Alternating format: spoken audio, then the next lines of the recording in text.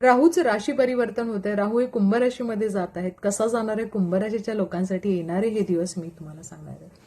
कुंभ राशीमध्ये 18 वर्षानंतर राहू आलेले आहेत आणि ते 18 महिने राहणार आहेत.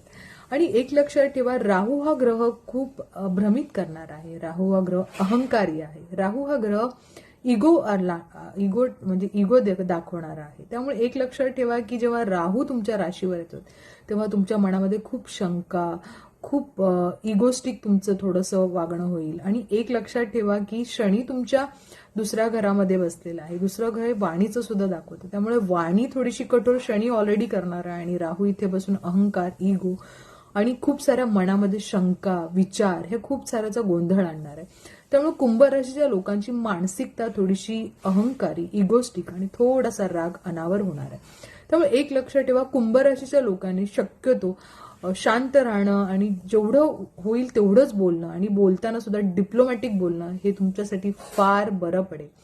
कारण 7:30 सुरू आहे आणि 7:30 जेव्हा सुरू असते तेव्हा धीर आणि पेशन्स ठेवणं हे फार गरजेचं असतं.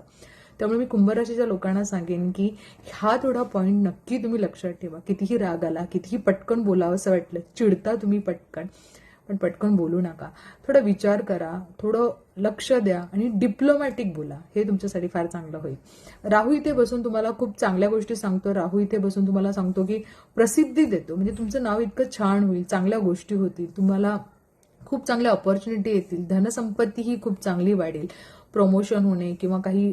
पण इथे काय होतं, राहू बसल्यावर तुम्हाला अनसॅटिस्फाईड असतो. त्याला कितीही दिलं तुम्ही तरी त्याला असं कमीच वाटतं. त्यामुळे तुम्हाला थोडंसं तसं वाटेल.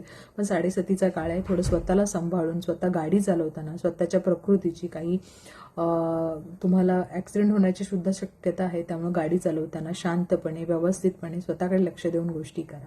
त्याचबरोबर गुरु तुमच्या 5व्या घरात आहे. त्यामुळे नक्कीच चांगल्या गोष्टी तुमच्या आयुष्यामध्ये होणारच आहे. कारण गुरुची पूर्ण दृष्टी राहूकडे आहे. त्यामुळे राहू इतका त्रास देणार नाही, कारण गुरु वर्षभर आहे तिथे.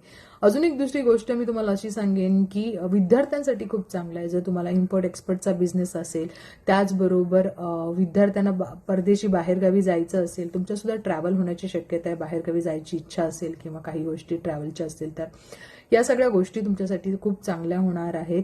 धनसंपत्तीसाठी चांगल्या आहेत. फक्त स्वतःकडे लक्ष द्या, रागावर कंट्रोल करा, हनुमान चालीसा करा, ओम राहवे नम करा, नवग्रह स्तोत्र खाली दिलंय तेही तुम्हाला वेळ मिळाला तर नक्की करा. नक्कीच चांगले दिवस आहेत. खूप साऱ्या गोष्टी चांगल्या सुद्धा होणार आहेत. फक्त वाणी आणि थोड्याशा रागावर कंट्रोल केला तर धनसंपत्तीसाठी येणारं गोचर नक्की चांगलं आहे. Best of luck.